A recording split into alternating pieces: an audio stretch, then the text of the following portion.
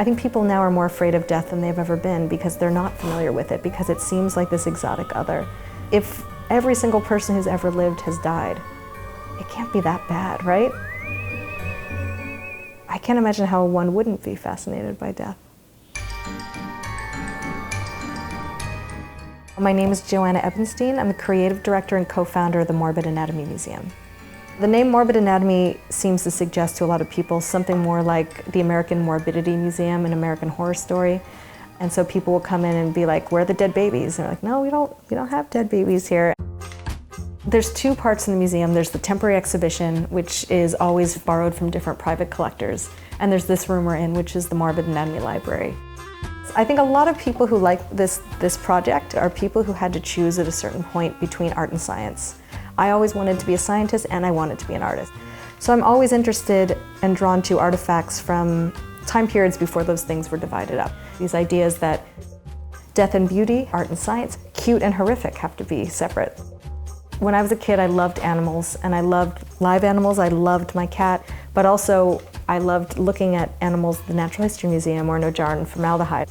My college friends would call me morbid because I like to pick up roadkill and preserve the skins. I never stopped doing it, but I was cognizant of the fact that people thought I was a freak. Really, through starting the museum, that's when I really discovered there are so many more people like me than I ever suspected.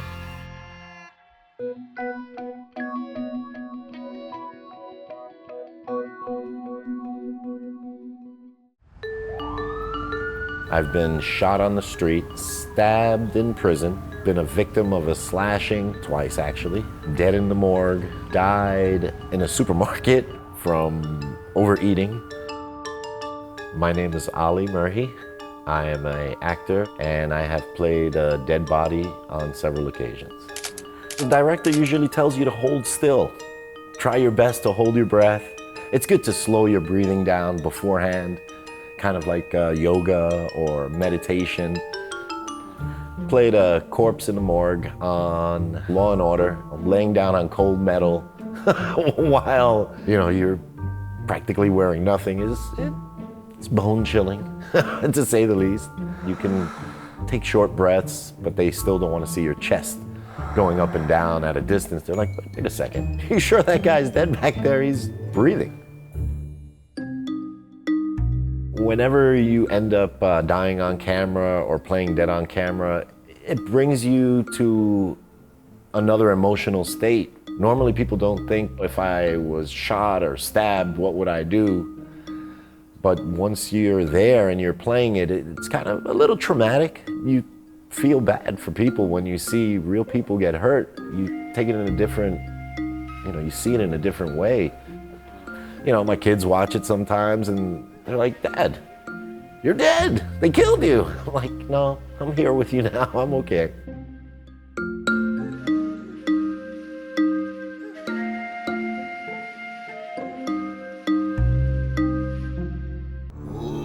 In Guanajuato, Mexico, there is a museum filled entirely with mummies.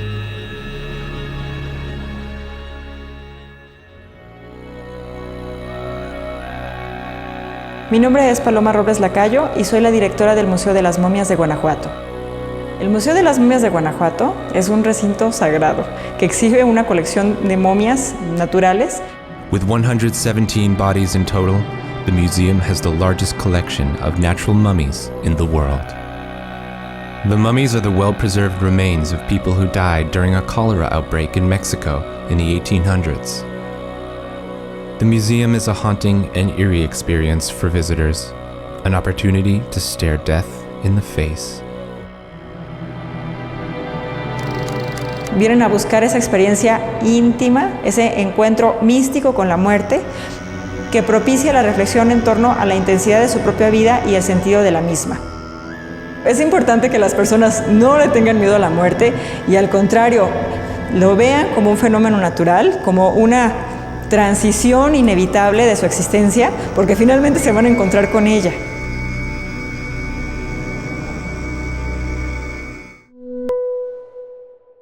It's November 6th, 1814.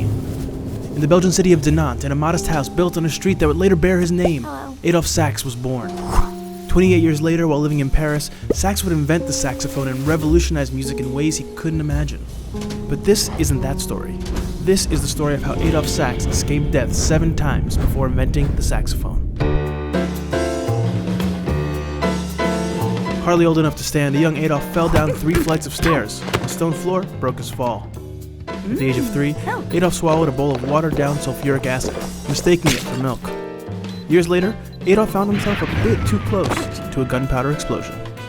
He was again burned when a cast-iron frying pan was knocked over onto him. Later, a roof stone fell on his head, leaving a lifelong scar. Adolphe once nearly asphyxiated when recently varnished items were left in his bedroom overnight. He woke up, barely. Playing with friends in a nearby river, Adolphe was swept up in a swift current and nearly drowned. Again, he survived.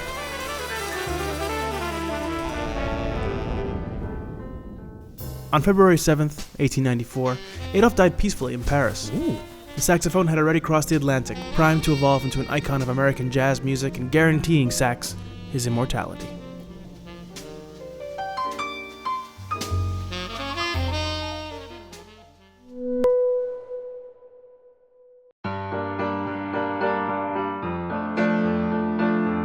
Colma is a very unique community. We have 1.5 million underground residents and 1,700 living residents. We have become a city of souls.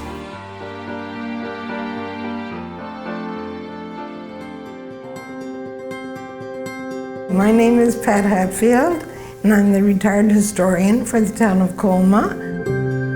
I have lived here now for 65 years, since 1950. We have now 17 cemeteries. I call us the United Nations of cemeteries because we have a cemetery for everyone. We have, for instance, we have 4 Jewish cemeteries, we have a Catholic cemetery, a Greek cemetery, an Italian cemetery, and we even have a pet cemetery. We have very famous people like Wyatt Earp and Joe DiMaggio and William Randolph Hearst, and just it goes on. We inherited hundreds of thousands of bodies because during the gold rush, so many gold miners came here, and with them they brought so many diseases that San Francisco instantly had 27 cemeteries, and they were full. And the city father said, our land is to be for the living, not for the dead.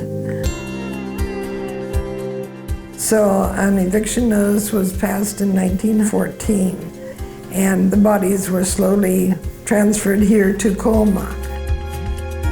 The Colma residents really respect our cemeteries, but we call them our parks. That's what they are. We picnic them, we walk in them, our children play in them. They're just a part of ours. We do have a slower pulse here, almost dead.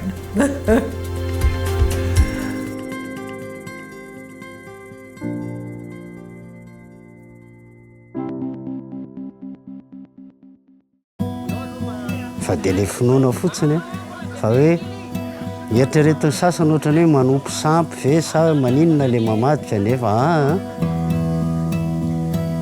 fitiavana an'ilay ray aman-dreny satria raha izay ilay misy ohabolana gasy manao hoe velona ray trano dia maty ray fasana. Turning of the bones, or famadian, is a funeral tradition of the Malagasy people in Madagascar. On the 5th, 7th, or 9th anniversary of a death, the remains of family members are dug up from their crypt and rewrapped. It's a celebration that lasts multiple days. Izy io zany hoentina aminosan-damba vaovao an'ireo le razana ao amin'ilay fasana satria mety efa simba le lamba, mety efa rovotra dia mety hiparitaka le razana dia finosina lamba vaovao indray zany rehefa tonga le tonontaona ohatran'izao. The event is larger than a wedding or even a funeral. As the family have years of notice, everyone is expected to attend. Io moa zany dia amin'ny mahafamadihana azy a dia ohatrany hoe fivoriana fianakaviana maromaro. Betsaka ny tsy mifankalala eo fa eo vao mifankafantatra dia hafaliana, misy ny lanonana, misy ny fandizana, misy ny korana, misy mozika. Dia efa samy mifalifaly eo dia manomboka amin'io alahady io zany dia misy le alim-pandizana mandraparay miandro dia misy mandihy eo samy manao izay tiany ataony eo daholo zany satria andro fifaliana le izy.